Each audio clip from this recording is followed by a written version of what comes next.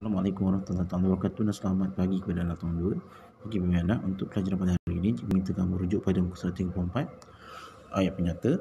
Tajuk bilik darjah mesra alam. Okey, untuk hari ini anak-anak, kalau lihat pada hari ini kita melihat aktiviti membina ayat penyata berdasarkan bahan. Okey, sebelum itu anak-anak pergi ke info bahasa. Apakah yang dimaksud sebagai ayat penyata? Ayat penyata ialah ayat yang digunakan untuk menyatakan sesuatu atau memberikan keterangan tentang sesuatu perkara. Contoh, dia memakai baju berwarna biru. Okey, secara ringkas atau cikgu memudahkan anak-anak untuk memahami tentang ayat penyata. Ayat penyata ialah bukan ayat keterangan. Ayat ini menyatakan sesuatu tentang satu perkara. Kalau lihat pada contoh dia memakai baju berwarna biru. Okey, ini menerangkan tentang seseorang tu memakai baju berwarna biru. Memakai baju berwarna biru itu ialah keterangan. Dan dia memakai baju berwarna biru itu ialah ayat penyata. Okey, itu sebenarnya itu yang nak kena faham. Ayat penyata ialah ayat keterangan tentang sesuatu perkara.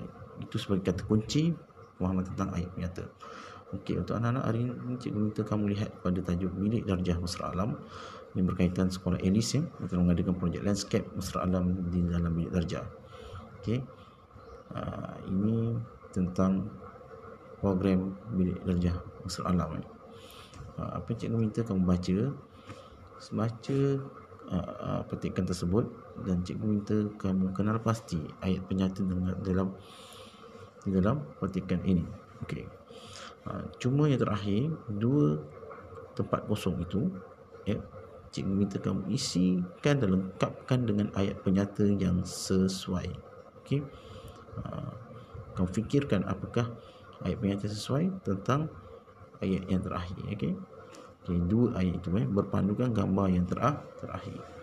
Okey, anak-anak, cikgu harap kamu faham apa yang cikgu terangkan. Yang pertama, kamu kena baca, kamu kenal pasti ayat penyata. Okey, dan isikan dua tempat kosong yang terakhir itu. Okey, jadi kamu kena faham. Contoh dalam petikan ini juga ada beberapa ayat penyata yang perlu anak-anak kena pasti. Sebagai contohlah cikgu beri sebagai jawapannya. Okey, sekolah Elis telah mengadakan projek landscape mesra alam di dalam bilik darjah. Itu salah satu ayat penyata. Sekali lagi cikgu ulang, sekolah Elis telah mengadakan projek landscape mesra alam di dalam bilik darjah. Maksudnya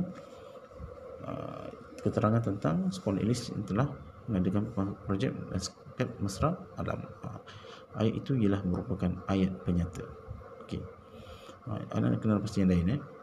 Satu lagi contoh, Anis membawa pokok bunga ke sekolah. Itu juga ayat penyata. Maksudnya ayat itu menerangkan sesuatu perkara. Seperti contoh, menerangkan Anis membawa pokok bunga pergi ke sekolah. Okey, jadi di situ ada beberapa lagi ayat penyata kamu kenal pasti. Apakah tugas yang perlu dibuat pada hari ini? Okey, anak dengar baik-baik. Untuk hari ini cikgu minta kamu tuliskan 3 ayat penyata dan hantar ke dalam Telegram. 3 ayat penyata dan hantar ke dalam Telegram. Okey, yang 2 ayat terakhir tu anak-anak pun juga boleh tulis ke dalam Telegram. Jadi ada 2 tambah 1 lagi ayat sendiri berkaitan ayat penyata. Jika anak tahu, jika anak-anak nak kena pasti, mahu kena pasti ayat penyata, seperti cikgu telah beritahu tadi, ayat tersebut perlu mempunyai keterangan tentang sesuatu perkara. Okey, okey, jadi hantar ke Telegram, type, bukan rakam, type ke dalam Telegram dan hantar 3 contoh ayat penyata.